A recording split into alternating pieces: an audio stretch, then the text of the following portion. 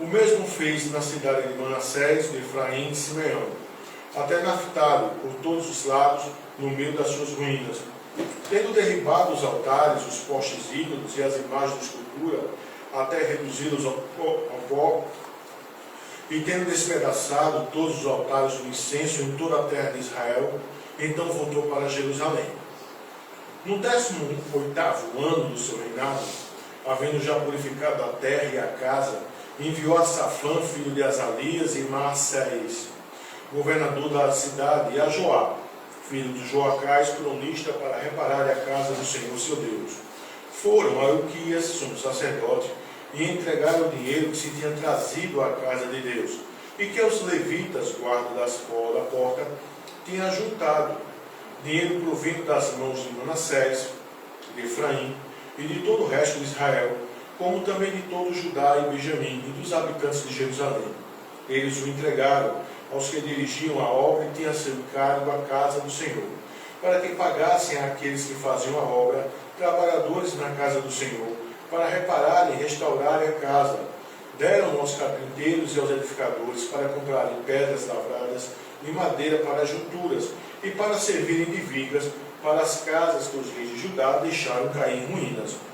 Os homens procederam fielmente na obra, e os superintendentes deles eram Jaate e Obadias, levitas dos filhos de Merari, como também Zacarias e Messulão, dos filhos dos coatitas, para superintenderem a obra. Todos os levitas, peritos em instrumentos músicos, eram superintendentes dos carregadores, e dirigiam a todos os que faziam a obra, em qualquer sorte de trabalho. Outros levitas eram escrivãos, oficiais e porteiros. Quando se tirava o dinheiro que se havia trazido à casa do Senhor, Ilquias, o sacerdote, achou o livro da lei do Senhor, dado por intermédio de Moisés. Então disse Ilquias ao escrivão Safã: achei o livro da lei na casa do Senhor. Ilquias entregou o livro a Safã. Então Safã levou o livro ao rei e lhe deu o relatório, dizendo: tudo quanto se encomendou a teus servos, eles o fazem. Contaram o dinheiro que se achou na casa do Senhor e o entregaram nas mãos dos que dirigem a obra e dos que a executam. Relatou mais o escrivão ao rei, dizendo: o sacerdote Ilquias me entregou um livro. Safã leu nele diante do rei. Tendo o rei ouvido as palavras da lei, rasgou as suas vestes, ordenou o rei a Ilquias e a Aicão, filho de Safã, e a Abdom, filho de Mica, e Safã, o escrivão, e a Asaías, servo do rei, dizendo: ide e consultai o Senhor por mim e pelos restantes em Israel e Judá, acerca das palavras deste livro que se achou, porque grande é o furor do Senhor, que se derramou sobre nós, porquanto nossos pais não guardaram as palavras do Senhor, para fazerem tudo quanto está escrito nesse livro. Então Ilquias e os enviados pelo rei foram ter com a profetisa Uda, mulher de Salum, e guarda-roupa, filho de Tocate, filho de Aarás, e lhe falaram a esse respeito. Ela habitava na cidade baixa, em Jerusalém. Ela lhes disse: assim diz o Senhor Deus de Israel: dizei ao homem que vos enviou a mim, assim diz o Senhor: eis que trarei males sobre este lugar e sobre os seus moradores, a saber, todas as maldições escritas no livro que leram diante do rei de Judá, visto que me deixaram e queimaram incenso a outros deuses, para me provocarem a ira com todas as obras de suas mãos. O meu furor está derramado sobre este lugar e não se apagará.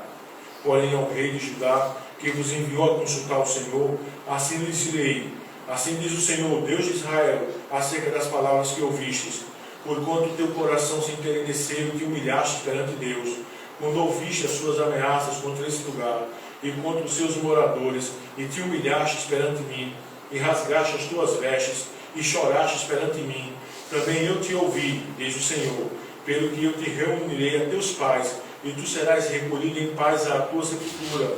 Os teus olhos não verão todo o mal que hei de fazer, que hei de trazer sobre esse lugar, e sobre os seus moradores. Então levaram eles ao rei essa resposta. Então deu ordem ao rei, e todos os anciãos de Judá e de Jerusalém se ajuntaram. O rei subiu à casa do Senhor, e todos os homens de Judá, todos os moradores de Jerusalém, os sacerdotes, os levitas e todo o povo, desde o menor até o maior, e leu diante deles todas as palavras do livro da aliança, que foram encontradas na casa do Senhor. O rei se pôs no seu lugar e fez aliança ante o Senhor, para o seguirem, guardar os seus mandamentos, os seus testemunhos, os seus estatutos, de todo o coração e de toda a alma, cumprindo as palavras desta aliança que estavam escritas naquele livro. Todos os que se acharam em Jerusalém e em Benjamim anuíram a aliança, e os habitantes de Jerusalém fizeram segundo a aliança de Deus, o Deus de seus pais. Josias tirou todas as abominações de todas as terras que eram dos filhos de Israel, e a todos quantos se acharam em Israel, e os obrigou a que servissem ao Senhor seu Deus. Enquanto ele viveu, não se desviaram de seguir o Senhor, Deus de seus pais. Amém, irmãos? A gente vai trabalhar um pouco esse texto, certo? E lembrando sempre, irmãos, que não é sermão. Sendo assim, os irmãos podem interagir, tá? Podem interagir. Eu só peço da seguinte forma: que se porventura alguém quiser fazer alguma colocação, entendeu? Que seja sucinto na colocação. Por quê? Porque como o texto é um texto grande para a gente trabalhar, então se a gente não trabalha nisso, talvez a pessoa se delongue muito falando, entendeu? Uma pergunta, uma colocação, tranquilo. É melhor a gente fazer assim do que aí deixa para fazer no final do estudo, aí a pessoa se esqueceu, ou então a pessoa vai fazer uma colocação e a gente acaba se esquecendo qual foi o contexto que foi dito aquilo, entendeu? Então, para ficar uma coisa bem interativa, tá? Então, pessoal, ontem os irmãos que vieram, né, ontem eu não pude vir, porque ontem eu saí do hospital com Vânia mais de 10 horas da noite. Ontem a gente chegou no hospital de 5 horas, era mais de 10 horas, então não tinha como, né, obviamente. Eu já tinha avisado a Clécio e pedi até para ele conseguiu trocar as datas. De sorte que hoje eu fiquei de trazer as considerações, né, o estudo. Ontem foi ele, né? Mas aqui, irmãos, eu não queria falar de homens, até porque todo mundo já sabe que foi Lutero, Calvino, Zwinglio, Knox, entendeu? E eu particularmente, eu tive um professor há muito tempo atrás, quando eu estudava lá em São Paulo, que ele dizia da seguinte forma: quando você sobe ao púlpito, você diz da seguinte forma: Calvino disse isso. Por mais que seja verdade o que Calvino disse, mas se tiver alguém na nave, né, na igreja, que não concorde, e se essa pessoa levantar e dizer, mas eu não concordo com o que Calvino disse, sabe, essa pessoa talvez ela tenha esse peito e diga que não concorda, porque afinal de contas você disse que foi um homem que disse, mesmo que o que esse homem tenha dito seja uma verdade de Deus, mas alguém pode contestar. Mas quando você diz, a palavra de Deus disse isso, por mais que a pessoa queira se levantar e contestar, você também pode dizer, você está se comportando como um herege, porque você está contestando o que o próprio Deus disse, a palavra de Deus disse. Então, eu não quero aqui hoje falar de homens, até porque a gente já está com esse quadro aqui, ó. Depois se os irmãos quiserem ver quem é quem, tem a foto de todo mundo aqui. Tá? O que eu quero trabalhar com os irmãos, e lembrando isso, né, não é sermão, tá? Então eu quero que os irmãos interajam. Tá? Então, olha só, irmãos. A igreja precisa de uma nova reforma. Certo? A igreja precisa de uma nova reforma.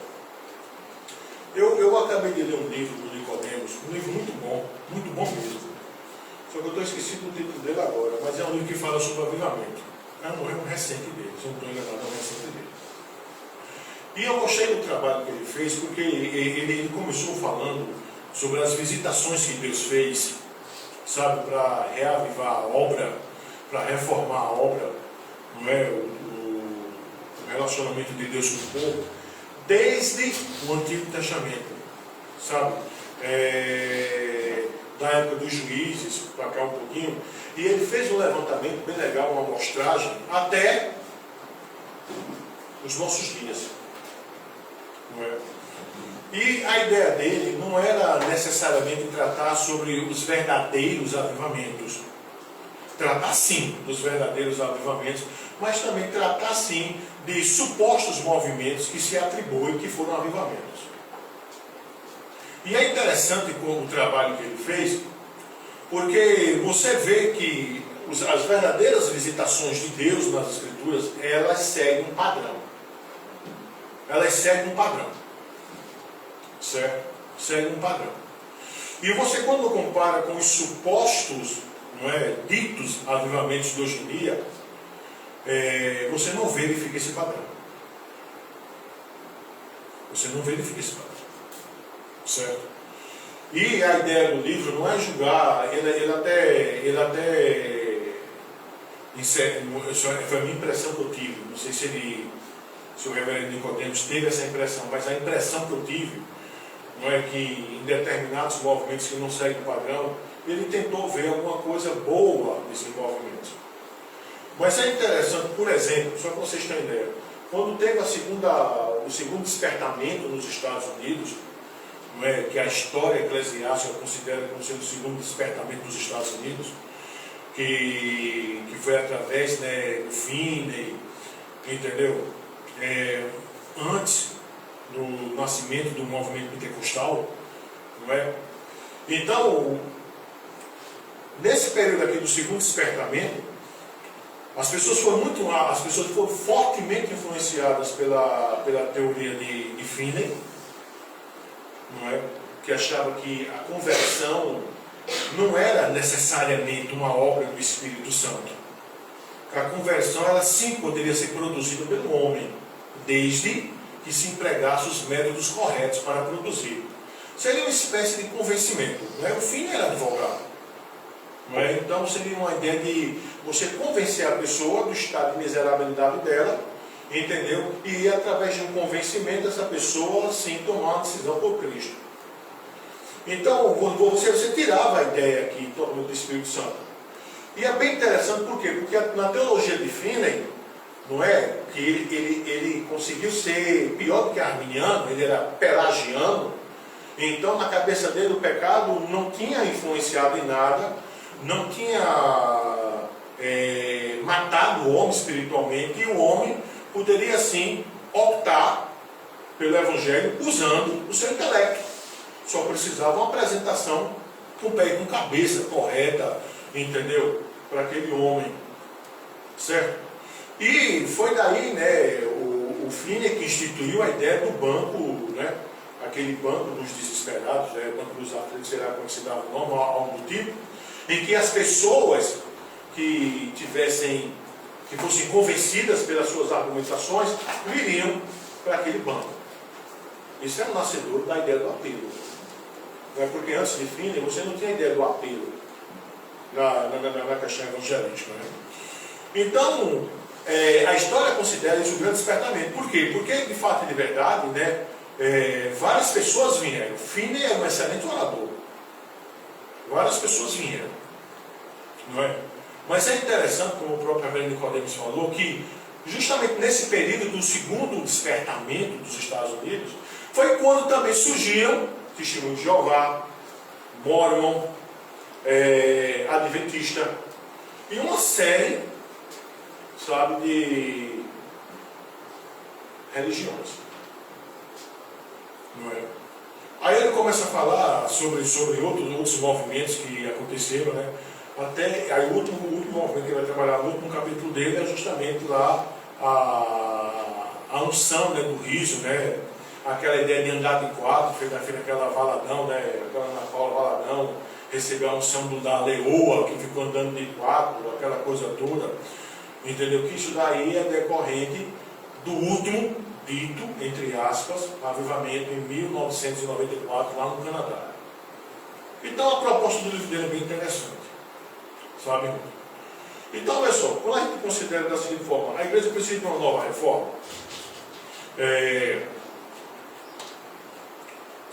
a gente vai falar que sim, né? Sim.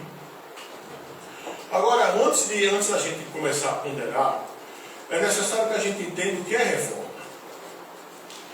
Certo? O que é uma reforma? Eu me lembro que Vânia me perguntou isso essa semana, o que é uma reforma? Irmão, reforma não é você construir algo do zero. Certo? Reforma é você olhar e você ter aquele olho crítico e dizer, está faltando uma pintura, está faltando ajeitar o vaso sanitário, está faltando colocar uma tomada aqui, está faltando colocar uma torneira ali, está faltando... Então, observa, para poder haver uma reforma, você precisa saber o que é que está errado. Certo? O que é que está errado. Até porque, irmãos, a gente tem duas opções, né? Ou a gente acha que reforma pode se dar nos modos humanos, a la Finney, certo?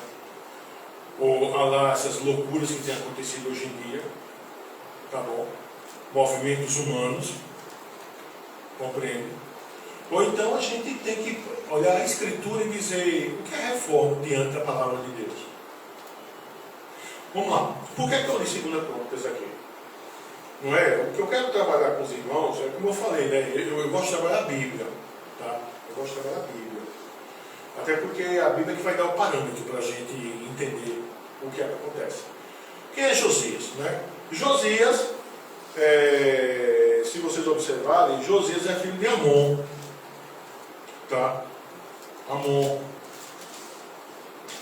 E se vocês verem aí, ó, 2 Crônicas 33, 22, a Escritura diz o seguinte: fez o que era mal perante o Senhor, como fizera Manassés seu pai. O que é que Amon fez? Amon fez sacrifício a todas as imagens de escultura que Manassés seu pai tinha feito e o serviu. Certo? Quem era Manassés? Quem era Manassés? Vai para o 33:1. 2 Crônicas 33:1. Que, olha, fica com a Bíblia aberta, viu, irmão? Por Deus, a gente é reformado, viu? Não inventa de fechar a Bíblia, não. A gente é reformado, a Bíblia aberta. Tinha Manassés 12 anos de idade quando começou a reinar, e 55 anos reinou em Jerusalém. Fez o que era mal perante o Senhor, segundo as abominações dos gentios, que o Senhor expulsara de suas possessões de diante dos filhos de Israel, pois tornou a edificar os altos que Ezequias seu pai havia derribado. Levantou altares aos Baalins, fez poste ídolos, se prostrou diante de todo o exército dos céus e o serviu. Edificou altares na casa do Senhor, da qual o Senhor tinha dito: em Jerusalém porém meu nome para sempre. Também edificou altares a todo o exército dos céus, nos 2 lados da casa do Senhor. Queimou seus filhos como oferta no vale de Inom, adivinhava pelas nuvens, era agoureiro, praticava feitiçaria, tratava com necromante feiticeiro, e prosseguia em fazer o que era mal perante o Senhor para provocar a ira. Era um satanás de rabo esse cara aqui. O cara não prestava. E é interessante que seu pai era Ezequias, que foi um rei reformador. Então, Manassés, cara, não prestava. Cara, não prestava. É fato que em 2 Reis vai dizer que no final da vida dele, quando Deus colocou no cárcere, ele se arrependeu. Tá? O próprio Nicodemo, nesse livro que eu acabei de falar, cita Manassés como um rei que se arrependeu. Já outros questionam. Tá? Já outros questionam.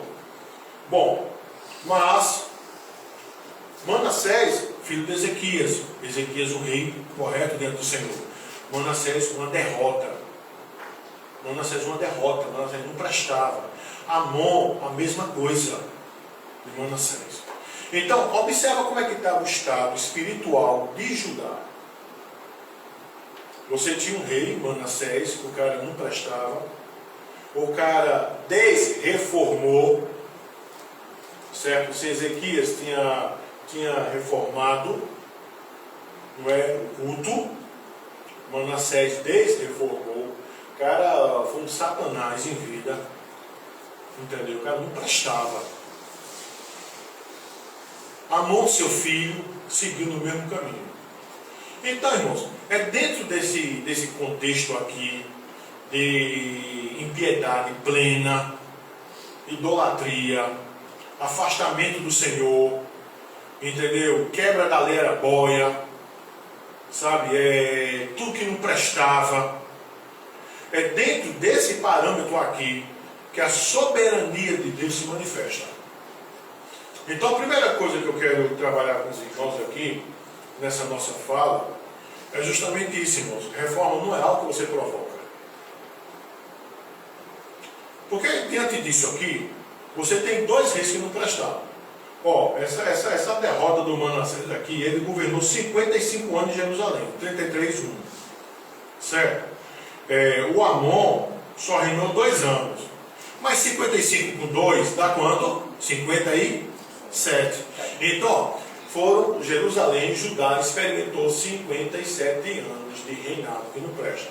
Por mais que Manassés vai lá, perto do fim da vida dele, segundo o relato de Reis, tenha se arrependido, certo? Mas o problema não é o cara se arrepender, o problema é que a idolatria que ele introduziu em Israel, em Judá, né, que é o Reino do Sul, já estava totalmente enraizada. Certo? Totalmente enraizada. Tá? Então, veja só. Diante de tudo isso, qual era a probabilidade humana do filho de Amon servir ao Senhor? Nenhuma. Nenhuma. Dentro de uma perspectiva humana, nenhuma.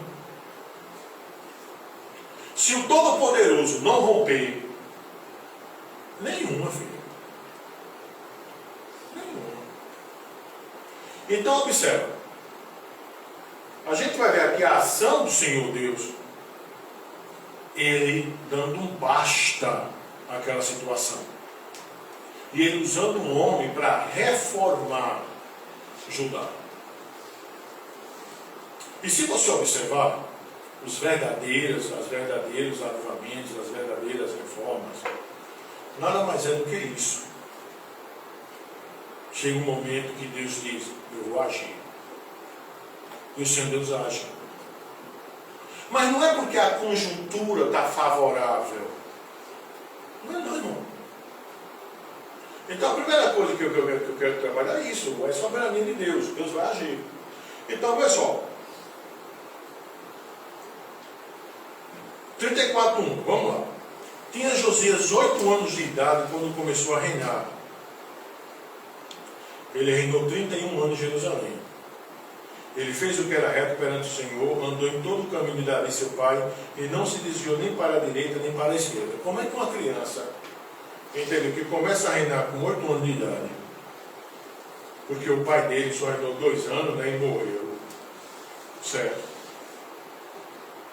Os seus próprios servos mataram seu pai. Veja aí, o 33:24. Os próprios servos mataram o pai, certo? E Josias, com 8 anos, começa a reinar. E esse menino, né, ele vai se tornar homem, e ele vai reinar 31 anos em Jerusalém. Se você fizer uma conta aqui, vamos admitir que, vamos botar aqui a ideia de 18 anos, maioridade, né? Não é verdade? Ele governou 10 anos como sendo o quê? Não sendo maior. Dos 38 anos que ele reinou, não é, se você bota 18 anos, 10 anos, ele reinou sem chegar à maioridade. Já que ele começou a reinar com 8. Estou entendendo o raciocínio?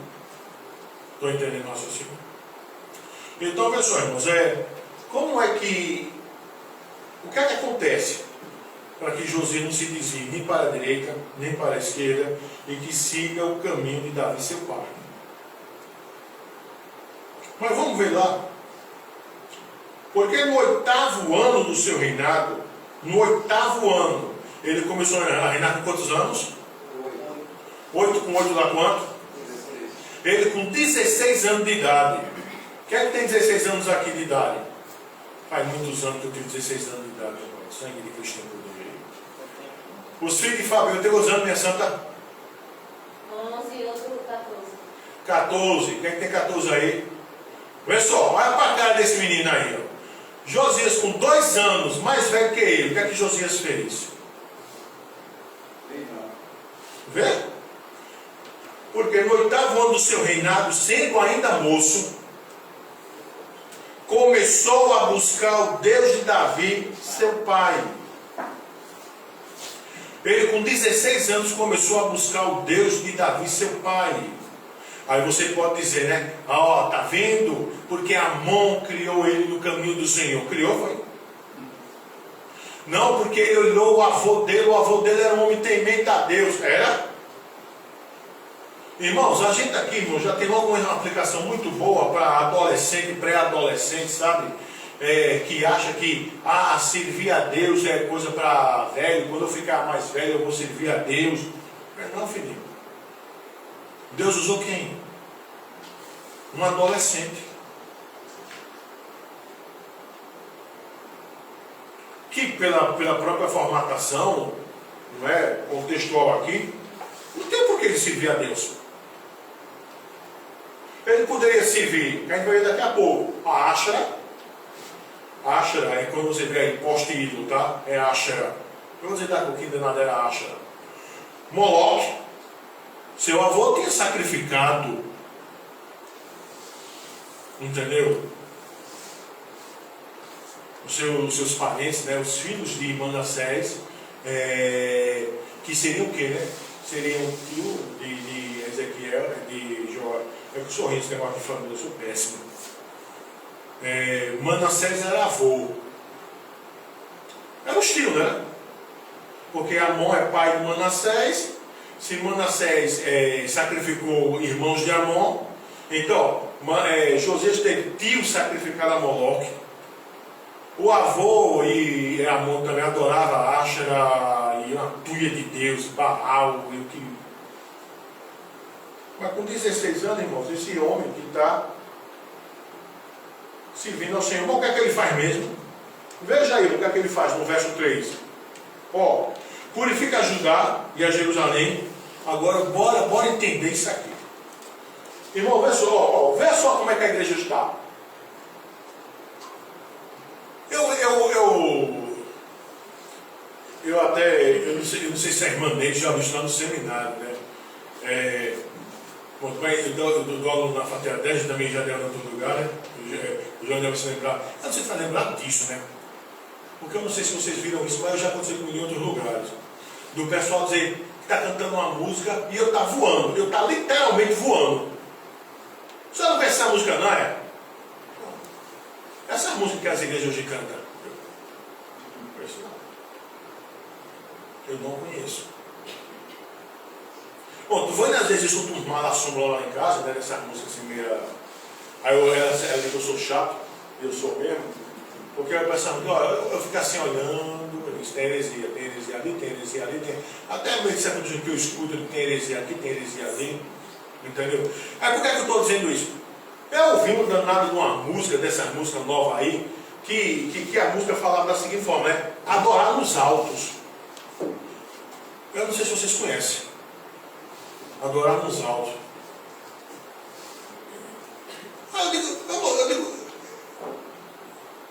Eu não estou ouvindo isso, não.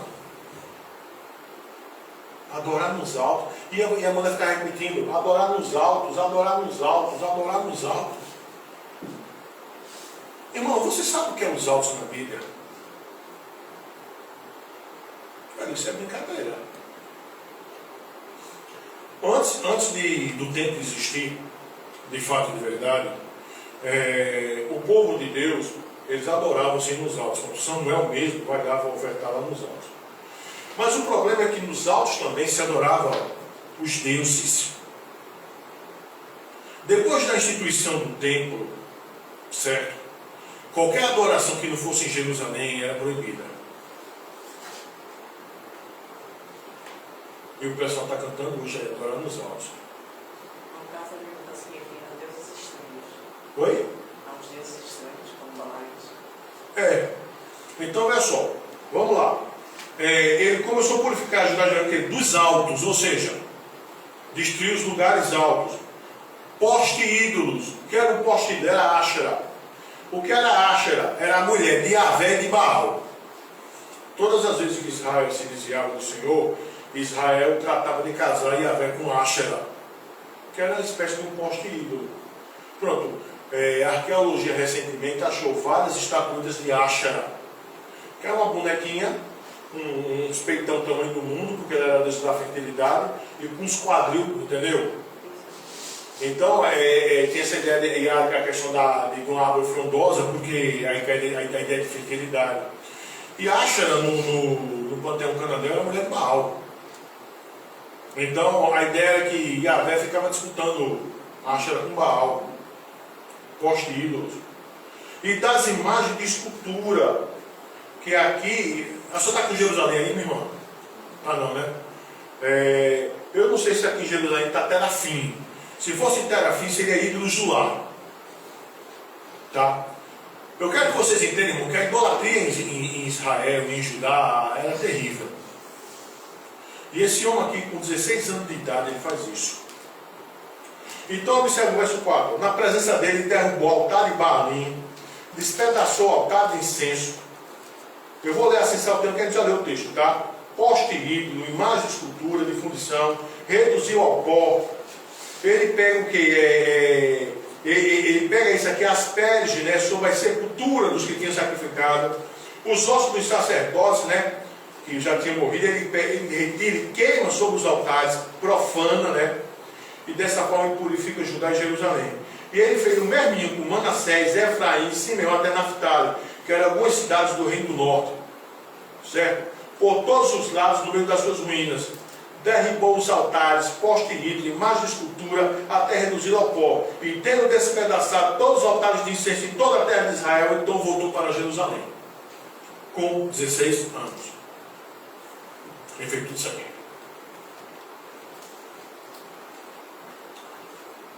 Reforma é isso. Primeiro, reforma é fruto da soberania divina. Segundo, reforma é eliminar, tirar tudo aquilo que vai de encontro às Escrituras. Nesse primeiro momento aqui, o que há de encontro às Escrituras? Todo esse arsenal de idolatria que o povo estava submetido. Compreende? Quando você vai ver a reforma protestante, qual a ideia dos 5 solas? O que é um sola? Sola é somente, né? Somente ou só. Qual é a ideia dos 5 solas? É a ideia de dizer que a igreja cristã tinha que se reger somente por aqueles 5 solas. Só a Escritura. Só a Escritura. Quer dizer o quê? Qual vai ser a minha regra de fé e prática? A Escritura. Para quê? Para tudo. Só a Escritura. Eu também estou lendo outro material, que esse material já foi traduzido, foi um colega meu traduzido, que vai falar sobre a adoração do baalismo moderno dentro da igreja. Então, a tese do livro é da seguinte forma: quem são os nossos Baals hoje em dia? Então, o livro vai trabalhar com a ideia do hedonismo, tá? Desculpa, humanismo secular. Então, ele vai dizer que o Baal da igreja hoje é o humanismo secular. E ele começa a dissecar, irmãos, e é interessante como isso é um fato. Ele vai dizer da seguinte forma, que hoje nós praticamos um protestantismo sincrético. Nós praticamos um cristianismo sincrético. Ou seja, para algumas coisas nós somos cristãos. E para algumas poucas coisas nós somos cristãos. Mas com a grande maioria nós somos humanistas seculares. Que é justamente a religião do mundo. E isso é idolatria. Então, ele começa a trabalhar da seguinte forma. Por exemplo, a igreja hoje, ela se vangloria do seu passado, certo? Ela lembra-se de grandes homens de Deus do passado, certo? Mas ela vive um cristianismo sincrético. E ele começa a exemplificar. Por exemplo, coisas bem triviais. E aqui, irmão, eu não estou querendo dizer que, vamos supor, o cara escutar uma música secular seja pecado. O viés não é esse. O viés não é esse. Mas, por exemplo, você vai escutar uma música, aquela música está profanando contra Deus, aquela música está indo de encontro com que as Escrituras dizem, a sua letra, e você simplesmente não tem um tino de perceber que aquilo ali está profanando, que aquilo ali está indo de encontro. Você simplesmente não tem um tino. E o pior, não é você ter o tino, que aquilo é errado. O pior é você achar que é besteira ter aquele tino. O pior é isso. Quando Israel, porque Eu falei isso no domingo lá em Camaragibe. Deixa eu dar usar alguns termos aqui e eu vou explicar os termos para a gente entender, tá? Existe um termo que se chama politeísmo. Politeísmo quer dizer poli, vários, teísmo, deuses. Vários deuses. Existe outro termo que se chama enoteísmo. Eno seria principal, teísmo, deuses também, tá? Existe outro termo que se chama monolatria. Mono, único. Latria, adoração. Monoteísmo. Mono, único, teísmo, Deus. Tá? Então vamos entender aqui as coisas, para vocês perceberem uma coisa aqui, para entender. A gente diz assim forma, nós não somos politeístas, nós não temos vários deuses, nós só temos um só Deus. As pessoas dizem isso. Certo? Mas a pergunta é, será? Por exemplo, quando a gente vai para a Escritura, a gente percebe que tanto Judá quanto Israel, certo? Eles nunca foram, estou falando do povo, o povo nunca foi, de fato e de verdade, monoteístas. Na melhor das hipóteses, o povo de Israel, falando povo, na melhor das hipóteses, eles, mesmo em períodos de reforma, eles eram enoteístas. Agora, os profetas, eles eram sim monoteístas. Alguns reis foram sim monoteístas. Mas o povão mesmo, na melhor das hipóteses, eram enoteístas. O que quer dizer enoteístas? Vamos supor, período de reforma. Eles até diziam, bom, agora subiu um rei que é temente a Yahvé. Ninguém quer morrer. A gente vai adorar Yahvé. Mas isso não quer dizer que eu não tenha na minha casa meu terafim. O que era o terafim? Meu ídolo do lar.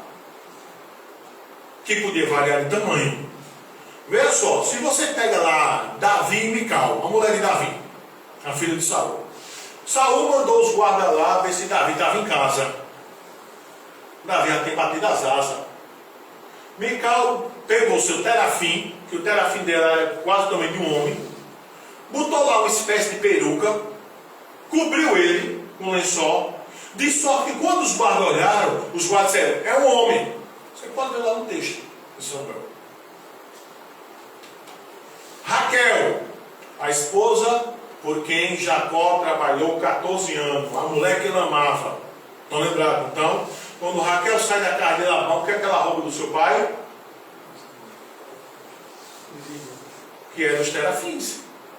Só que o tamanho dos ídolos que Raquel rouba de Labão não era do tamanho de Mical. Eram uns danadinhos desse tamanhozinho assim. De sorte que ela colocou debaixo das pernas, sentou-se em cima. Labão irritado, você roubou, porque a ideia de roubar os terafins quer dizer que aquela casa que os terafins foi furtado ficaria sem proteção. Raquel rouba os terafins para dizer, oxe, os deuses de papai agora é meus deuses. Bora raciocinar. Se ela rouba é porque ela fazia o quê? Ela adorava aqueles deuses também. E ela, Labão endoidou, aí Labão disse, menina, te levanta. Estou menstruada. Como naquela época não tinha absorvente, ela mente e ela estava em cima dos terafins. Lá em Gênesis, se eu não estou enganado, 35, quando o Senhor Deus fala com Jacó, o Senhor Deus dá uma ordem para Jacó que todos os ídolos da sua família, das suas mulheres, que eram 4 mulheres, seus filhos, tinham que ser deixados fora. Isso é reforma.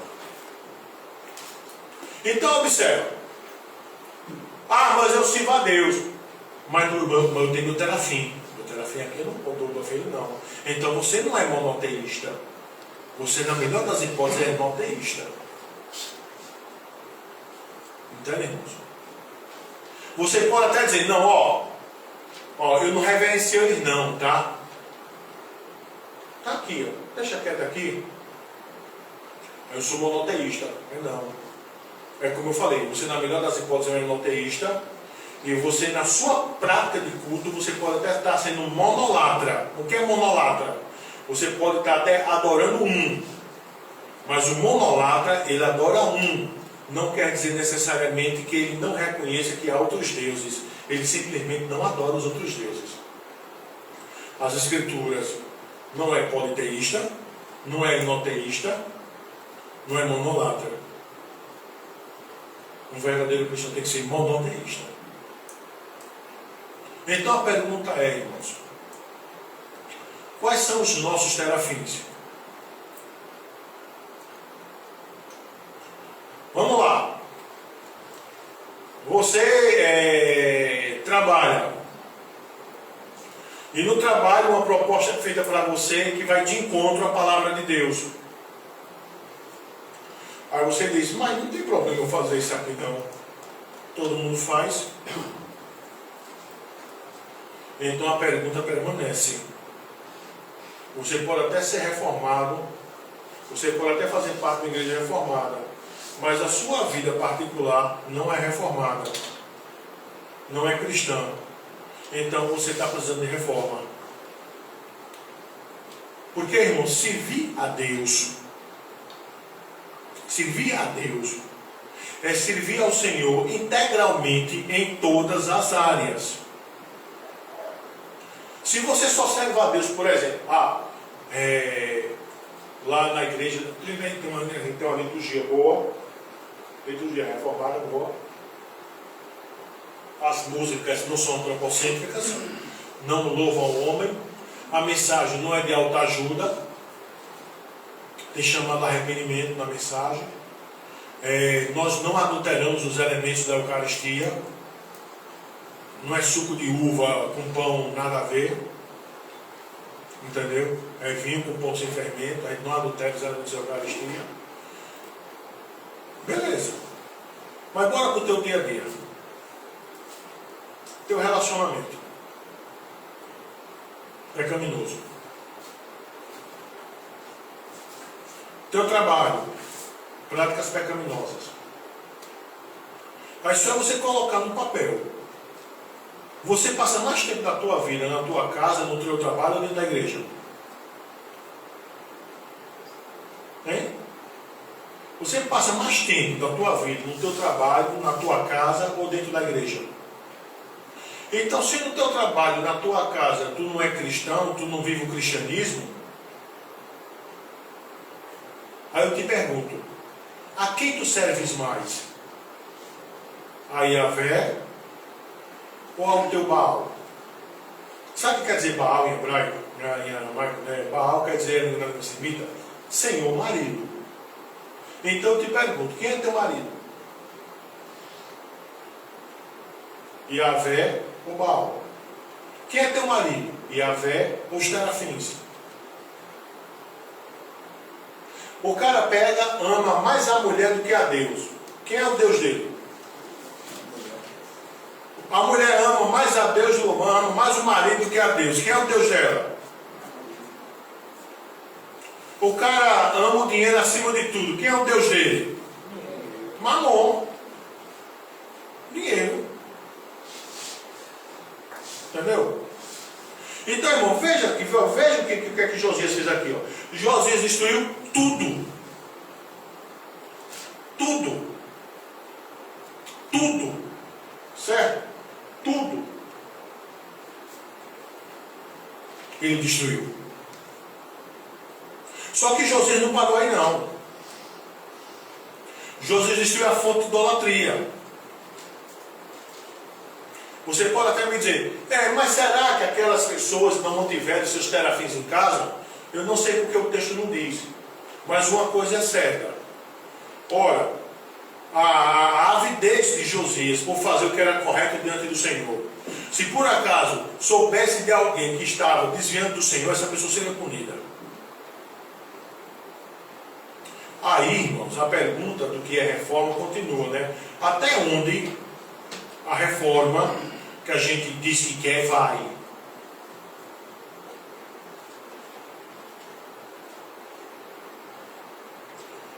É como eu já falei, eu sou muito crítico para certas coisas, tá? Eu me lembro que uma certa vez eu estava numa igreja, dia 31 da Reforma, né? O cara foi lá pregar.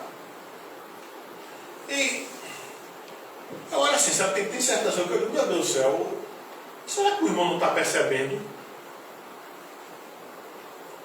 Deixa eu dizer mais dois termos. Latria, adoração. Dulia, serviço.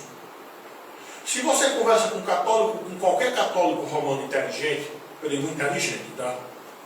Ele vai dizer da seguinte forma: nós não adoramos Maria, nós não adoramos a bendita Virgem, nós não adoramos a santo nenhum. A latria só é reservada a Deus. O que nós fazemos para a bendita Virgem é a hiperdulia. O que nós fazemos para os santos é dulia. O que quer dizer dulia? Serviço. Aí eles dizem, nós não louvamos, nós homenageamos. E quando nós pedimos a intercessão da bendita Virgem ou dos santos, é pelo fato de que eles intercedem por nós. Vocês aí, protestantes, não pedem para uns para os outros orar? Então a gente pede para eles intercederem por nós, já que eles estão mais perto de Deus. Aí o irmão, né, voltando a falar para o irmão que foi lá pregar no dia da Reforma, o irmão, chegou a vez dele, né, aí ele começou a falar Calvino, Lutero, Knox, Zwingli, e falando. E eu lá sentado, né, esperando Bíblia. Ele começou a falar de homem. O homem fez isso, fez aquilo, Catarina, não sei o que, não sei o que, não sei o que, não sei o que, não sei o que, não sei o que, não sei o que, não sei o que, não sei o que. Grandes homens de Deus que nós devemos. Aí vê só, grandes homens de Deus que nós devemos reverenciar, homenagear, e falando de homem. O que é que ele fez? O que é que ele fez? Não, mas o que foi que eu expliquei agora? O termozinho. Eu quero que você me diga o termo. Não, latria não. O que é que ele fez? Ele fez dulia. Então, sabe qual é a moral que ele tem para falar de um católico que faz dulia com um santo? Nenhuma.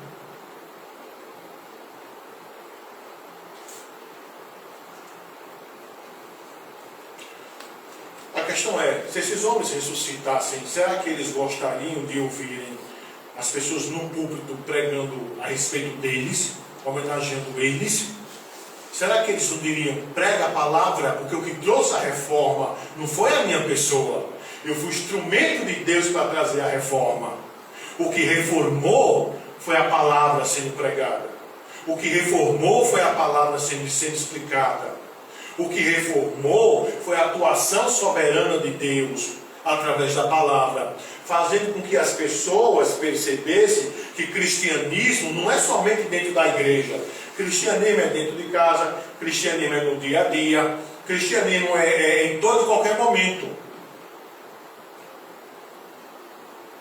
Porque você tomar a decisão, irmão, e dizer da seguinte forma: a partir de hoje, sabe, eu vou procurar ser uma boa mulher, uma boa mãe de família, uma boa esposa. Então o que vai ganhar minha vida agora não é mais TikTok, não é mais YouTube, não é mais influenciador digital. Isso é absurdo, né, irmão? Influenciador digital para crente, é bronco um negócio desse, né? O que vai ganhar minha vida é a Escritura. O que vai ganhar minha vida são as santas mulheres da Escritura. É diferente, né? Aí você começa a viver a reforma dentro de casa. Da mesma forma, um homem. O que vai ganhar minha vida agora vai ser aquilo que a palavra de Deus diz para eu ser, enquanto homem, dentro da minha casa. Porque ser crente dentro da igreja é muito fácil. Porque eu fico lá no meu cantinho, eu mal abro a boca, mal eu dou um pio, e do jeito que eu entro eu saio, eu passo para o crente. A minha face de demônio ninguém vê. Você está precisando de reforma. E sabe qual é o pior, irmãos? Que quando você, presta atenção, é a questão de proporção. Você serve mais a Deus, ou mais a outro Deus, o teu Baal, o teu Terafim. Você serve mais a quem? Em termos de quantidade. Mais a Baal e a Terafim. Já que você passa pouco tempo na igreja. Sabe? Então, ó, sabe por que os crentes hoje são frios? Sabe por que os crentes hoje não têm vivacidade nas escrituras? Sabe por que os crentes hoje não vibram? Sabe por quê? Porque eles estão, irmãos, contaminados. A igreja hoje está feita aqui, ó, nessa época. Vamos lá, quando o cara sobe um púlpito e vai pregar a respeito de homem, qual é a moral que esse cara tem? Pode ser um reformado, pode ser um puritanão, mas qual é a moral que ele tem para falar? Não pregue pregação antropocêntrica. O que é que tu fizesse agora? A tua pregação girou em torno de quem? De homem antropocêntrico. Foi o que tu acabaste de fazer. Entende? Amém. No caso, quando o senhor fala isso, é no culto ou em qualquer reunião, tipo, um estudo sobre a história da igreja. Aí é diferente. Porque você pode falar num estudo sobre a história da igreja, você pode sim trazer um fato. Agora, devendo também ter cuidado de reconhecer sempre que aquela pessoa é instrumento. É instrumento da soberania de Deus. Por exemplo, a gente está trabalhando Josias. Uma pergunta, a gente está fazendo do Lia para Josias? A gente está dizendo que foi Josias o bambambam? Não. A gente está dizendo que ele é instrumento de Deus. Então eu tenho que colocar as coisas no seu devido lugar. Porque às vezes se enaltece tanto o homem que se esquece, entendeu? Do verdadeiro agente. Porque, observa, quem é o agente da reforma, quem é o agente do avivamento, não é o homem. É Deus, não é o homem. É o Senhor. Sempre tem que ter referência bíblica, não? Sim. Mas, por isso que eu falei do livro de Nicodemos, que eu achei interessante o trabalho que ele fez, porque ele apresentou, né, os verdadeiros movimentos, avivamentos, como também aqueles os quais são chamados de avivamento. O problema é que quando você compara, entendeu? Você percebe que não tem. Ó, a gente vê aqui, o que é que faz Josias fazer tudo isso? O que é que faz Josias fazer tudo isso? O que é que diz no versículo 3? Ele começa o quê? A pergunta é, se ele não começasse a buscar o Deus vivo, ele faria tudo o que ele fez? Não. Então, a primeira coisa aqui de avivamento, aqui de reforma. A igreja precisa de reforma? Sim. A igreja precisa ser avivada? E o ponto-chave é o versículo 2, né? Sim. Mas a grande questão é essa. Você tem buscado a Deus? Tem? Eu estava me lembrando de Hebreus 12, né, que os irmãos lá estavam desanimados, né, e o escritor aos Hebreus traz para eles a lembrança dos heróis da fé. A fé mostrando que aqueles irmãos antes passaram por dificuldades, né, para animar eles, né? Sim. Então, assim, a gente está numa época de uma degradação, né, da igreja. E aí, não sei se poderia ser usado esse expediente. Tais irmãos do passado, da época da reforma, sofreram, alguns morreram, para a gente se animar. Eu não sei se poderia ser usado assim. A grande questão, irmão, é quando a coisa é posta no seu devido lugar. Porque, por exemplo, entenda o que eu quero dizer. Será que a lembrança, pela lembrança, surte efeito?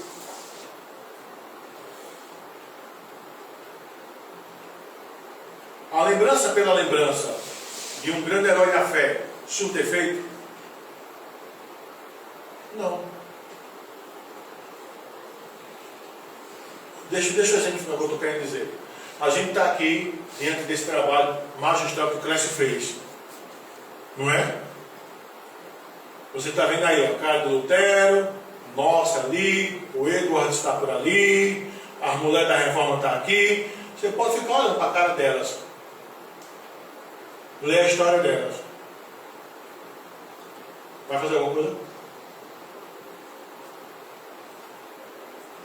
Entender que Deus que agir Isso. na vida Pronto. delas. Aí está chegando no ponto agora. A gente está chegando no ponto agora. Agora, quando eu olho para essas pessoas aqui, e quando Deus abre meus olhos, que eu consigo ver o Deus que está por trás delas, o Deus que moveu o coração delas, o Deus que fez com que elas fizessem o que elas fizeram, entendeu? Eu gosto muito daquilo que Paulo vai falar lá em 1 Coríntios 15, né? Paulo vai dizer, eu, o menor dos apóstolos, que nem me sou de ser apóstolo, que persegui a igreja de Deus, Aí Paulo diz, mas eu trabalho mais do que ele. Aí Paulo diz, eu não, a graça de Deus que opera em mim. Isso é como um cristão tem que ver. A graça de Deus que opera em mim, porque a gente não faz nada. Que o nosso coraçãozinho, mesmo sendo regenerado, a velha natureza que está em nós, ela nos inclina para os Baal, ela nos inclina para os terafins, ela nos inclina para as Acheras. Entendeu? Então não só basta olharem para homens e mulheres, mas olharmos para que o Deus que trabalhou na vida deles por trás pensa a possibilidade de fazer nossas vidas. Pronto, deixa eu pegar isso que a senhora está dizendo, que a irmã Solange falou, que é muito bom essa fala de vocês duas. Em 1994, quando teve lá a zoada lá em Toronto, no Canadá, aí o Terry Nicodemus, no livro dele, diz da seguinte forma, né, que houve, companhias, né, de aviões, né, que estavam fazendo voos excepcionais para Toronto. Os hotéis lá começaram a oferecer pacote. Por quê? Porque a enxurrada de crente que foi para lá para ver e para copiar o que aconteceu lá, entendeu? Não estava no gibi. Como também o avivamento na Coreia, né? Muitos pastores presbiterianos, né? Uns tempos atrás, o pessoal tudo indo para a Coreia para ver lá as igrejas presbiterianas grandona, gente que só a cebola, para copiar a forma do avivamento. Irmão, pelo sangue de Cristo, irmão, você percebe que o negócio está troncho. Você percebe que o negócio está troncho, irmão. Eu não preciso sair daqui para ir danar lá para a Coreia, entendeu? Atravessar o Atlântico, atravessar lá para o outro lado do mundo, para ver o quê? Para ver o quê, irmão? O que a Escritura diz, irmão? Aí eu me lembro de Humberto, Betão, não é? A Humberto dizendo, né, que lá na igreja dele, né, teve lá um simpósio de evangelismo lá no Rio Grande do Sul. Aí levaram ele, né? Aí veio um doutorzão lá das Brennans dos Estados Unidos para dizer lá, para chegar no simpósio lá no Rio Grande do Sul, para falar lá. Aí os irmãos vieram, irmão, maravilhoso, a palavra de Deus foi profunda, a gente veio quebrantado.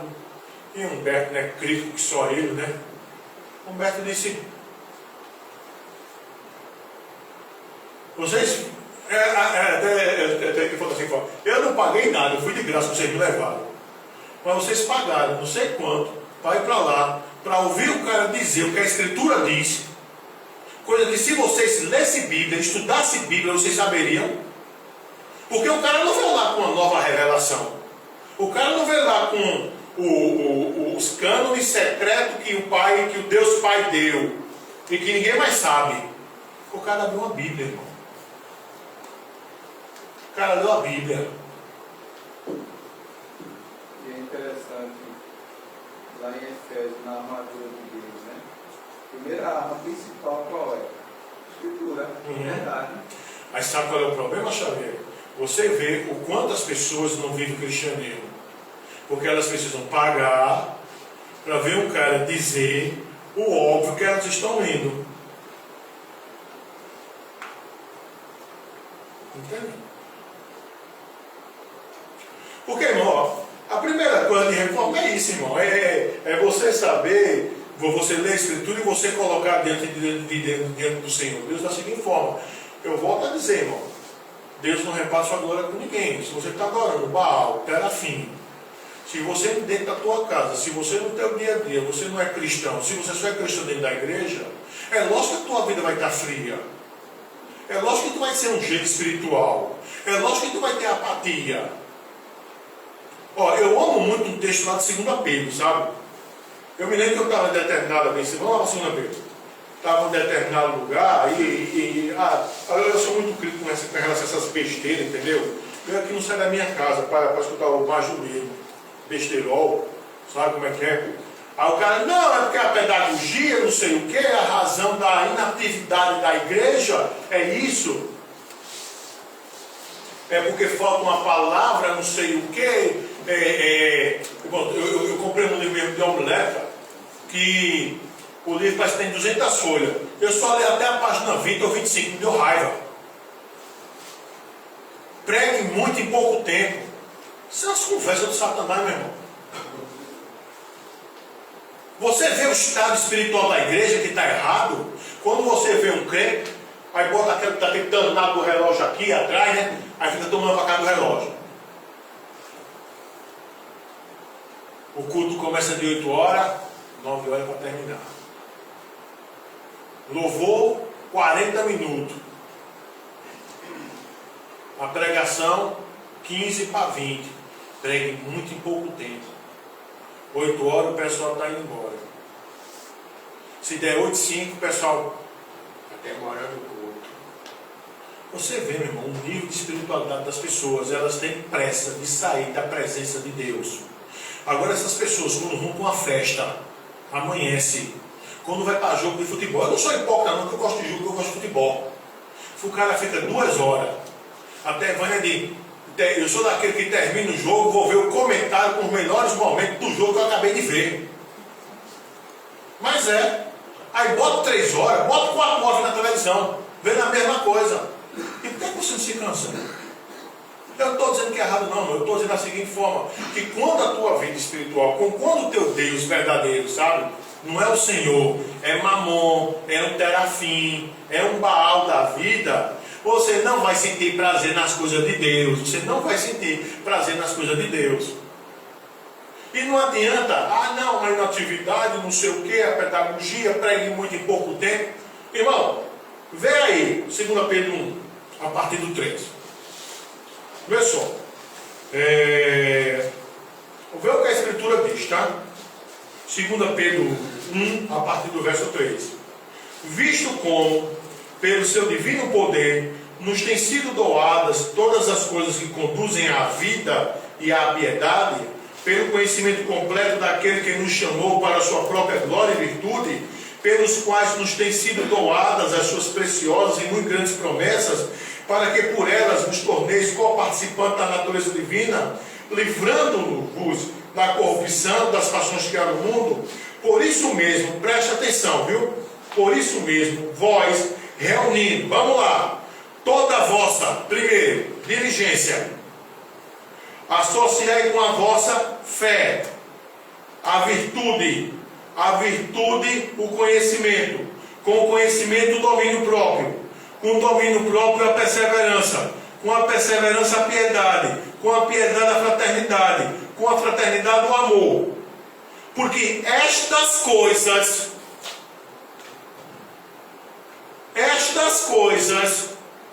existindo em vós e em vós aumentando, fazem com que não sejais o quê? O que é uma pessoa inativa? Hein? Isso. Faz com que você não seja inativo, nem o quê?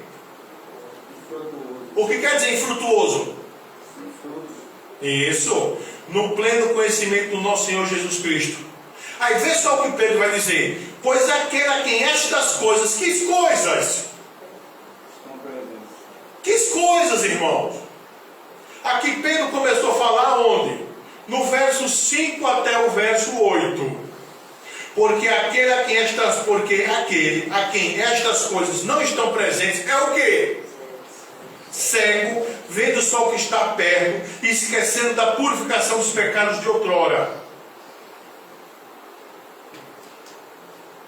O cara é inativo, o cara não dá um prego na barra de sabão pelo reino de Deus, o cara não evangeliza, o cara não defende a fé, o cara não cultua a Deus, o cara não se envolve na igreja, o cara é uma pedra de gelo.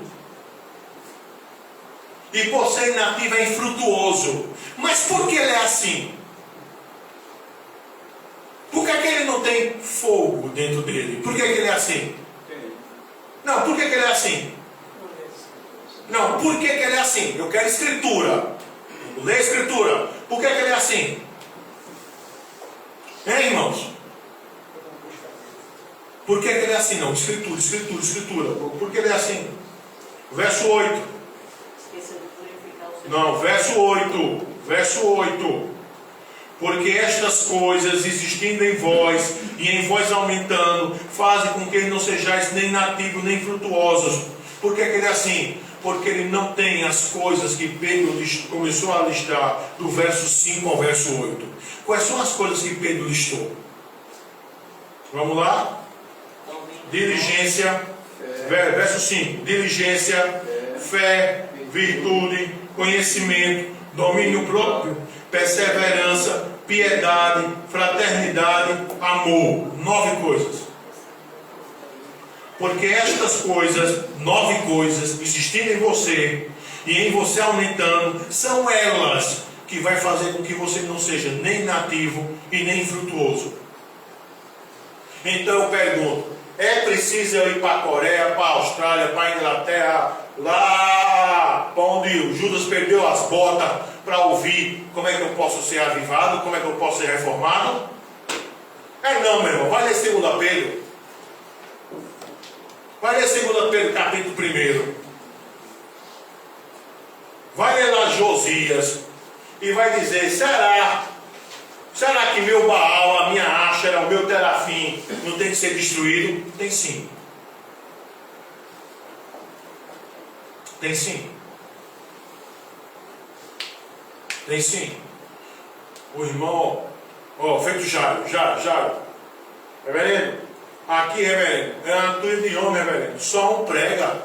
Quando o irmão falta, não tem pregador na igreja não, lá em Manaus. Aqui, reverendo, ninguém conhece teologia reformada não. A igreja com uma turma de homem. E aí?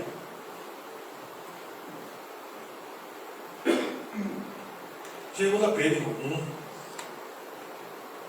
Essa diligência aqui é vigilante? Você correr atrás, você entendeu? Porque você vê, tem outro texto lá de Pedro, lá vai 1 Pedro 1, verso 2. Não, 1 Pedro 2, verso 1, desculpa. 1 Pedro 2, verso 1. Tu falaste essa questão da... Vê só. É o verso 2, tá? 1 Pedro 2, 2. 1 Pedro 2, 2. Desejai ardentemente o quê? Como criança recém-nascida, o genuíno leite espiritual, para que por ele vos seja dado crescimento para a salvação. Se um crente não deseja o genuíno leite espiritual, que é a palavra de Deus, ele vai crescer? Não. Então a resposta à apatia da igreja, a resposta ao esfriamento da igreja, a resposta a uma igreja que não é missional, a resposta a uma igreja que não é apologética, a resposta a uma igreja que não está nem aí, a resposta a uma igreja que vive uma dicotomia do inferno, não está nem aí, eu não estou nem aí se o mundo pegar fogo, entendeu? Se coisas contrárias à palavra de Deus começarem a serem praticadas, eu não estou nem aí. Eu não me preocupo com isso, isso não tem nada a ver comigo. Você ter essa consciência, meu irmão, mostra o quanto você está longe das Escrituras e longe de Deus. Você está desviado. Porque, irmão, o cara desviado não é o cara que está no domingo à noite tomando cachaça com 4, 5 mulheres ao redor dele, não, meu irmão. Numa rodinha de pagode, não. O cara desviado é o cara que está dentro da igreja com a Bíblia debaixo da mão, entendeu? Mas ele não está nem aí para as coisas de Deus, ele não se importa, ele acha o culto chato, ele não tem nada a ver, ele até sabe fazer alguma coisa para ajudar na casa de Deus, mas ele não tem a menor vontade de fazer, ele não tem o menor interesse, certo? E ele fica olhando para o maldito relógio que está na parede pendurado, para ver se o culto acaba, para poder seguir a vida dele normal, porque aquilo é chato para ele. Um cara desse está desviado, irmão. Um cara desse está desviado há tempo, irmão. Entende? Onde está teu coração, estará o quê? O coração dele não está em Deus, não. Ele está precisando de reforma, avivamento. Entende? E outra coisa, ele por ele só, ele não consegue não. É feito o nosso rei aqui, Josias.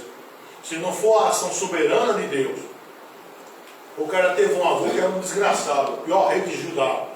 Entendeu? Uma miséria, miséria, miséria. Pode ter se arrependido lá na vida dele, que só Deus sabe se foi verdadeiro ou não foi verdadeiro. Entendeu? Porque o cara lá na cadeia na pior, oh Deus dos meus pais. Bom, a quem acho que ele se converteu, né? Eu tenho minhas dúvidas. Entendeu? Amon, outra derrota. Josias, pela alta que eu mando, era para ser uma derrota. Mas o Senhor Deus opera. E Josias não parou disso não. Eu vou agilizar um pouquinho. Pessoal, vou andar no verso 8 até o verso 13, ele fez recolhimento, né? Para reparar o templo. Reparar o templo. Vê a preocupação de Josias. Não era somente destruir os altares, mas é reparar o culto, reparar o templo. Entendeu? Porque, irmão, ó, é uma coisa óbvia. Se o meu coração não adora mais Mamon, então se não adora mais Mamon, eu não sou mesquinho. Aí eu me lembro lá, vocês sabem por que o livro de Ageu existe? Porque quando o pessoal voltou lá da Babilônia, certo? E alguns voltaram e foram lá para Jerusalém, no período do Império Medo-Persa. O pessoal chegou lá, aí teve até aquele foguinho de palha, sabe?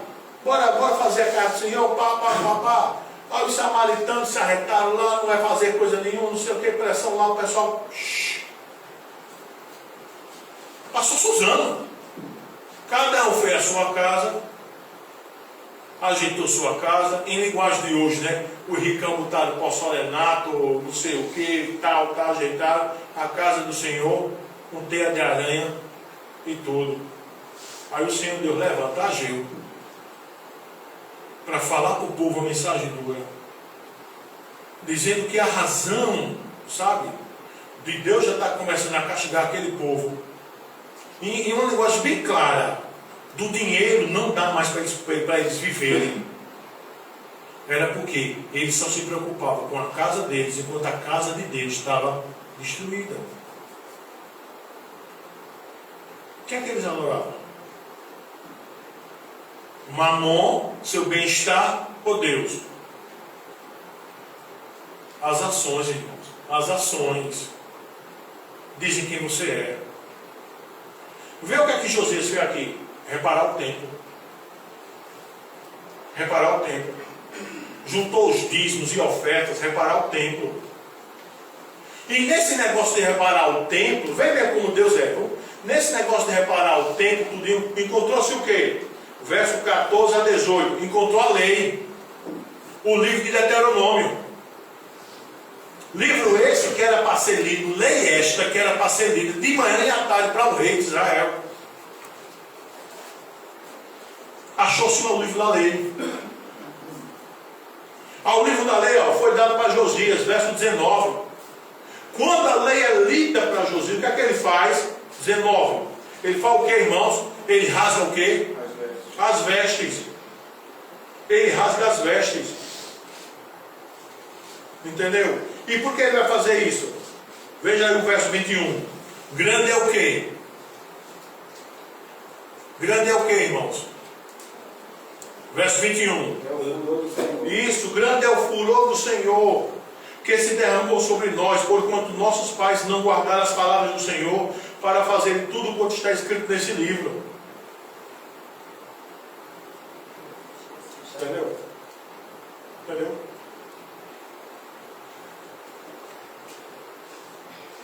Entendeu? Mas é interessante, pastor, que quando você não tem Porque não é somente o conhecimento. Você tem um conhecimento, Deus, conforme a vontade dele, vai dar sabedoria. E mesmo com a sabedoria, se você não tiver o discernimento, as coisas estão acontecendo na sua frente e você... Está lembrado das 9 coisas lá de 2 Pedro? O que é que Pedro vai dizer? As 9 coisas existindo em você e aumentando, as 9 coisas vai fazer o que em você? Que você deixe de ser o quê? Inativo e infrutuoso. Porque sem as 9 coisas você é o quê? Cego. Olha, é por isso, eu estava lá na igreja de Arthur, faz tempo isso, a irmã veio com essa besteira pro meu lado. E às vezes eu estou sem muita paciência, com essa besteira pro meu lado. Eu disse, não, irmão, isso é 2 Pedro 1, irmão. 2 Pedro 1, vamos deixar de conversar besteira? Conversa mole? Isso é 2 Pedro capítulo 1. Você só é assim, porque está faltando uma dessas coisas em você. Não venha colocar a culpa em seu ninguém, não. Culpa não é do irmão, não sei o quê. Ah, não é porque eu não gosto. Eu não gosto de ir para o culto quando esse irmão está pregando e não sei o quê. Eu vou quando o senhor está. Eu digo, olha, vem não, meu irmão, quando o senhor vem com essa ideia de endurecer para cima de mim, não. Olha, a glória é de Deus. Se você não tem prazer de subir para cá, porque uma das 9 coisas de 2 Pedro 1 está faltando na sua vida. Por isso que você não dá um prego, uma barra de sabão pelo reino de Deus. Por isso que você é mesquinho. Por isso que você adora mamon. Entendeu? A realidade é essa. Por isso que você é pedra de gelo. Você não evangeliza, você não defende fé, você não investe no reino de Deus, você não faz nada para o Senhor. Vamos deixar de conversa? É 2 Pedro 1, irmão. Aí depois disso, parece que esse que não tem esses 9, né? Com o tempo ele está tendo uma vida miserável. É lógico que sim. Aí, porque Deus vai visitar em ira paternal. Com essa vida miserável ele faz o quê? Vai murmurar para Deus, vai reclamar que a culpa é de Deus. É. Porque, olha, vamos lá, eu volto a dizer. Quem você está adorando? Eu adoro a Deus. Mentira, irmão. Por que você quer me dizer que um cara que sobe à igreja, entendeu? Fica lá olhando para um maldito relógio, não vê a hora de terminar. O cara, porque olha, eu não entendo, numa boa. Vamos lá. Deus me deu talento para isso. Certo? Aí eu chego, olho, eu vejo que a igreja está precisando da solução para determinada coisa que eu sei resolver. Entra domingo, entra mês, sai mês, entra ano, sai ano, e a coisa lá na igreja continua do mesmo jeito, porque eu que poderia resolver, não faço nada. Aí eu pergunto, você quer me dizer que um cara desse está numa situação, a situação da vida espiritual dele está boa? Você acha que está? Irmãos, o desprezo pela casa de Deus, pelas coisas de Deus, é tamanha, que ele olha, ele vê, ele não se vê na obrigação de resolver, porque ele despreza Deus. É Malaquias, irmão. A galera estava trazendo animal coxo, cego, aleijado, o resto.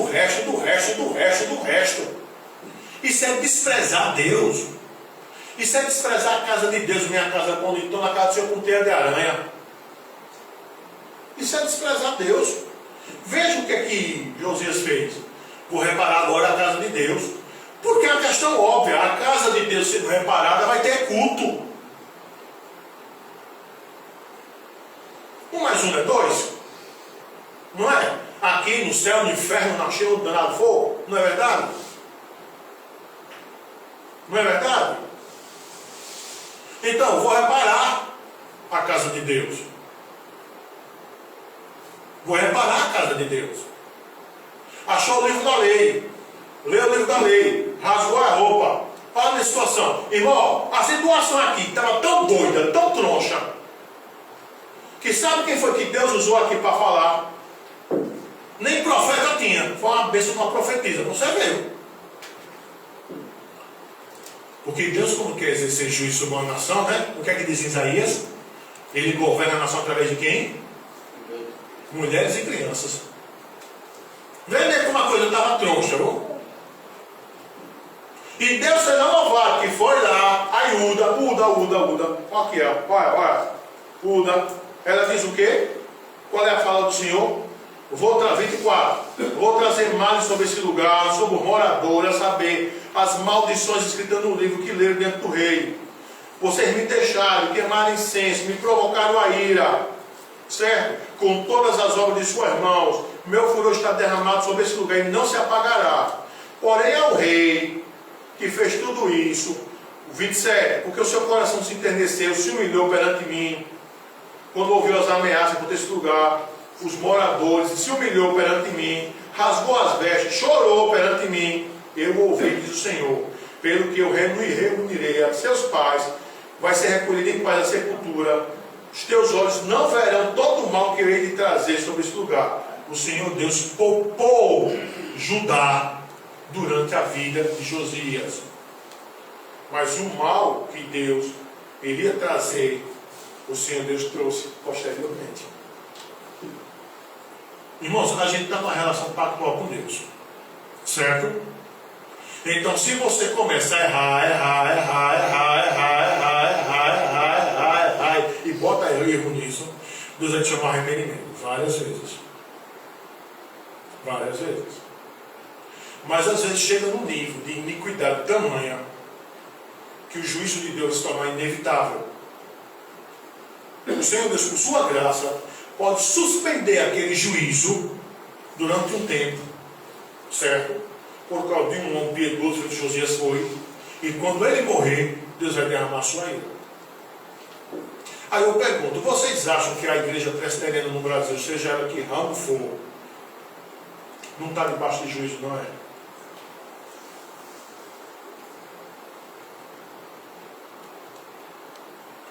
Quando a gente, irmãos, que se diz reformado, a gente está feito aquele judeu, né? Que Paulo diz lá, com sobrenome judeu, não sei o que, que a gente bate no peito, somos reformados. Olha, nossos pais na fé, John Knox, pai do puritanismo, pai do presbiterianismo, e aquela baboseira toda. Os caras fazendo dia, adorando o homem, longe de Deus, não quer saber de voltar para as escrituras, sabe? Começar a adequar culto, adequar a liturgia, dar jeitinho brasileiro, deixando de pregar a palavra de Deus. Aí eu pergunto, irmão, essa igreja está debaixo de juízo ou não está, irmãos? É porque reformado virou moda, né? Mas é que eu estou dizendo? Porque tem muitas igrejas mesmo que dizem assim, reformada. Que de reformado não tem nada. Não tem nada, é somente para atrair aquelas pessoas que... Porque hoje, foi bom você estar falando isso aí, Xavier, porque hoje a realidade no mundo é da seguinte forma. O cara diz, sou pentecostal, mas pentecostal é místico. Eu não quero ser atrelado com esse nome místico. Liberal, não. Liberal é banda voou, nem crente é. Então, eu sou reformado. Aí quando você conversa com o cara, meu Deus do céu, vamos para entender. Se a doutrina reformada compreende, vamos supor, 50 doutrinas, o cara só crê um e muito mal.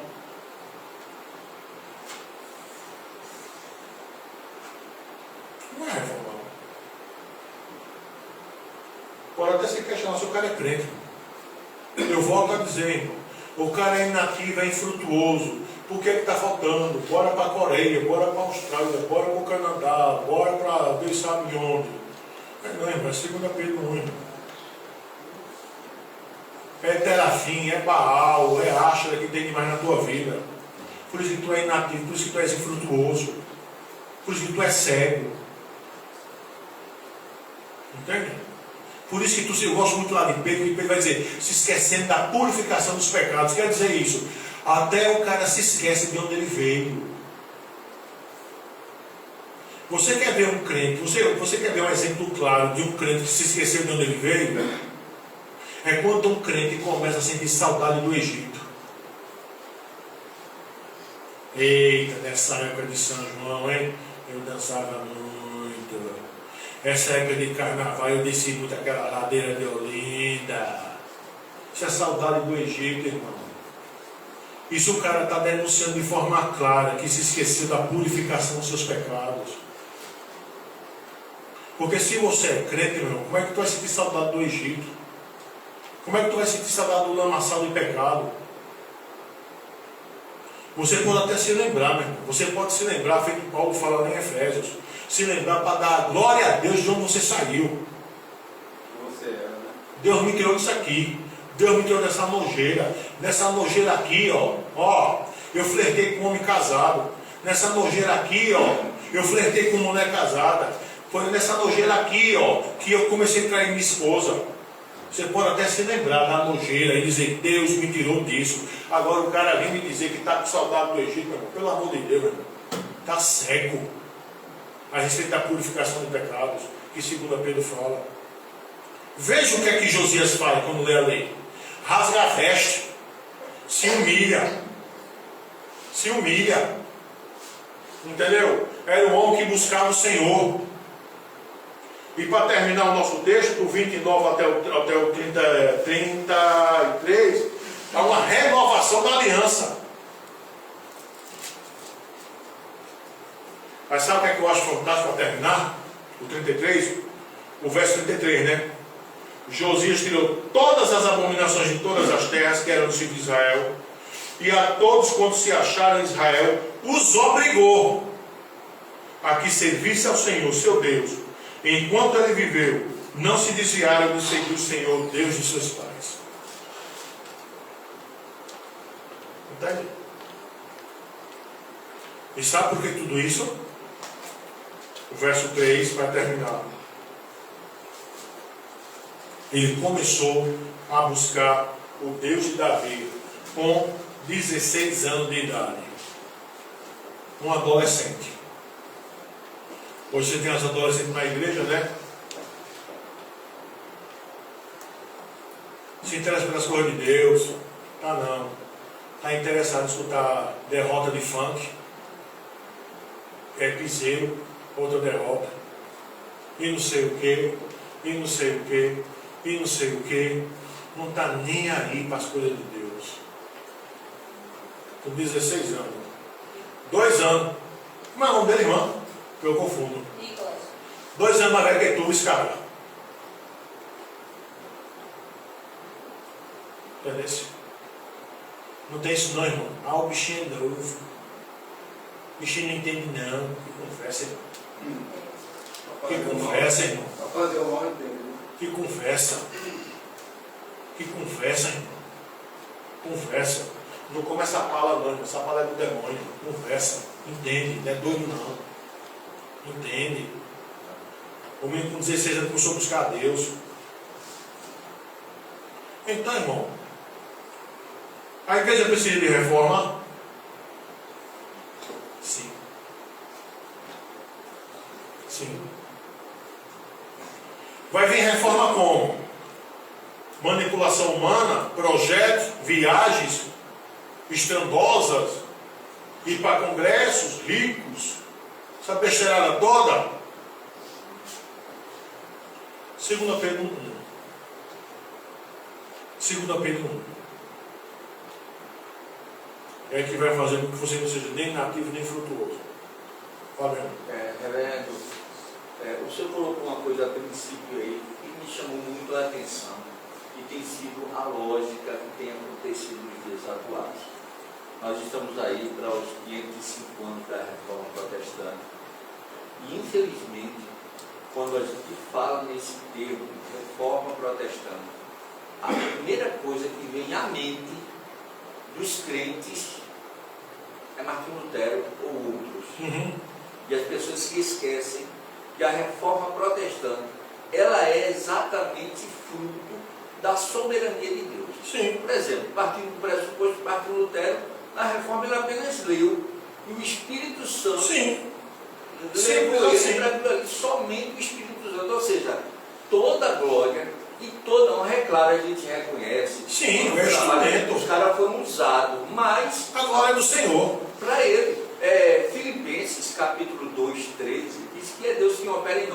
tanto querer quanto efetuar. Ou seja, Simplesmente esses isso. homens fizeram porque foram movidos pelo Espírito Santo de Deus. Por exemplo, eu estava lendo Nascido Escravo de Martin Lutero, e aquela treta que ele tem ali com o Heráclito de Roterdã é interessante, é tremendo, quando ele usa realmente a Bíblia para dizer, peraí, isso aqui é assim, olha, é dessa forma. Hoje, infelizmente não, felizmente, nós precisamos de uma reforma. Porque falando isso, é sinal que Deus ainda tem tido misericórdia de nós e atuará dentro da vontade dele. Não por força humana, não é por nossa força, não é por manipulação nossa, não é. É Deus quem faz, é Deus quem age, é Deus quem converte e é Deus que vai, de fato, fazer esse processo de conversão. Lutero, como você bem falou, meu irmão, o nosso Josias aqui, irmão, você quer ver um cara desse? O cara desse tinha tudo para ser um ímpio. Um avô de Satanás de rabo, que não prestava. Só que ele se converteu no final da vida. Que eu tenho minhas dúvidas. A quem crê, eu tenho minhas dúvidas. Entendeu? Amon, pelo amor de Deus. O menino começa a reinar com 8 anos de idade. Com 16 anos começa a fazer o que faz. Isso não é soberania de Deus, não? É lógico que é. O interessante, reverendo, é que tudo inicia quando ele manda o cara ir dar limpada no templo, o cara acha o livro da lei. Isso. E lê. Quando lê, ele entende isso. Ou seja, não foi meramente o cara que lhe explicou, não. O Espírito naquele momento, com certeza, Deus naquele momento, com certeza, abriu-lhe o entendimento e fez entender, olha, tu está no erro, tu está errado. E ele reconheceu. É interessante que é uma das maiores reformas que nós temos na Bíblia, é exatamente essa daí. Josias. Uma das mais citadas. Mas pode acreditar, todos aqueles, é claro que a gente não tem isso hoje, se pudessem voltar hoje e ver o que está vendo, iria dizer, esse cara por aí, não tem nada a ver com isso não. Pois é. Deus. Pois é. Tudo é o Senhor. Irmão, vocês compreenderam essa questão? Compreenderam, irmãos? Compreenderam ou não? Hein, irmãos? Tem colocação para fazer? Tem alguma pergunta para fazer? Então vamos orar. Para a gente terminar. Tá bom? Já que ainda tem comida para nós comermos também, né? Se alegrar diante de Deus, do Senhor, dentro também disso. Vamos orar. Senhor nosso Deus e Pai, nós queremos te rogar, Deus, em nome do Senhor Jesus, que a tua graça, Deus, se for da tua vontade, que ela atue em nós, ó Pai, que a gente compreenda, Pai, o que Josias fez, compreenda, ó Pai, o que 2 Pedro, capítulo 1, nos ensina, compreenda, ó Pai, o que 1 Pedro 2:2 nos fala, que nós devemos desejar o genuíno leite espiritual. Que a gente, Pai, seja impactado por isso, Pai, que a gente, ó Deus, tenha um critério, Pai, o critério segundo a tua palavra, a tua escritura, de procurar viver e fazer o que é correto. Que o Senhor tenha misericórdia de nós, ó Pai. Que o Senhor, verdadeiramente, Pai, que o Senhor nos convença, Pai, do nosso pecado. Porque às vezes, ó Pai, a gente está com o coração tão duro, que a gente ouve, mas é ouvido de mercador. Que o Senhor aplique, Pai, nas nossas vidas, ó Deus. Abençoe, Pai, a tua igreja, o teu povo, Pai. Em nome do Senhor Jesus. Amém. Deixa a fé. Enquanto o Wanda fecha aí.